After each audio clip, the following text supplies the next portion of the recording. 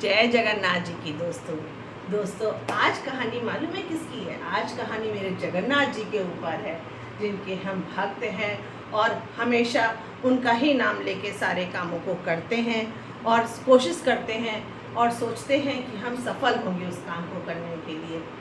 और इसी तरीके से आज मेरी कहानी इन्हीं पे आधारित है। रोज़ हम सोचते थे कि कुछ हम नया या कुछ इनसे रिलेटेड हम आपको सुना सकें। आज इसीलिए मेरे मन में एक कहानी आई है जो कि मैं आपके सामने सुनाना चाहते हैं।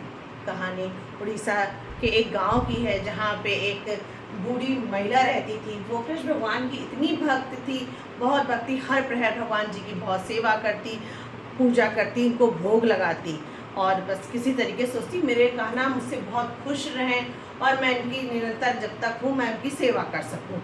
चलता रहा। रोज़ सवेरे उठती, ना नहाती, ना धोती, ना कुछ काम करती, सबसे पहले भोग बनाती। भोग में क्या बनाती? खिचड़ी बनाती। खिचड़ी इसलिए बनाती क्योंकि खाना बनाने में सबसे आसान और सरल बनने वाली खिचड़ी है, जो कि बहुत जल्दी पक जाती है। वो सोचती जल्दी से खिचड़ी बन जाएगी और मेरे खाना खा लेंगे और उनका पेट भर जाएगा। बस इसी तरीके से रोज़ करती रही तो मेरे रोज़ भगवान जी आते और खिचड़ी खा के चले जाते।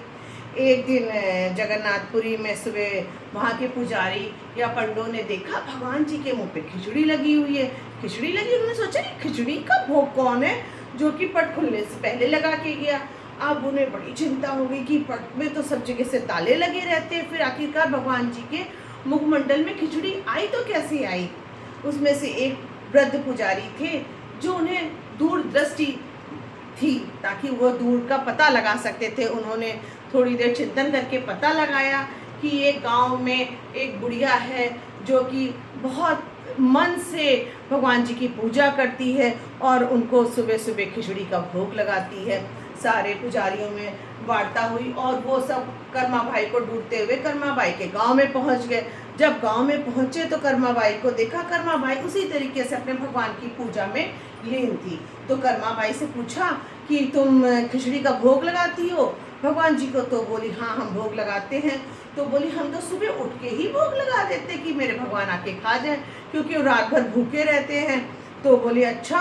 तो बोली तुम सब नाराज होने लगे कि अरे हम सब लोग नहा धो के पूजा पाठ करके तब भगवान जी का भोग लगाते, तुम बिना नहाए लगा देती हो, ऐसा क्यों करती हो?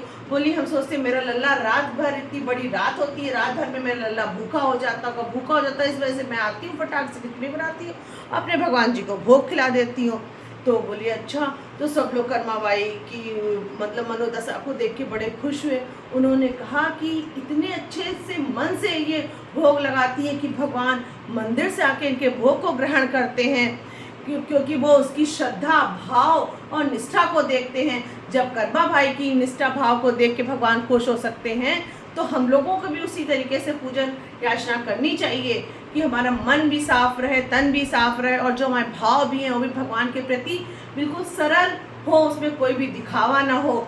इसी उनकी कर्माबाई की वजह से ही आज जगन्नाथपुरी में सबसे पहला भोग है वो खिचड़ी का ही लगता है, ताकि भगवान खुश रहें, जैसे कर्माबाई की खिचड़ी को ग्रहण करके खुश रहते थे और हम कर्माबाई को हमेशा याद कर सकें। बोलो जय जगन्नाथ जी की दोस्तों।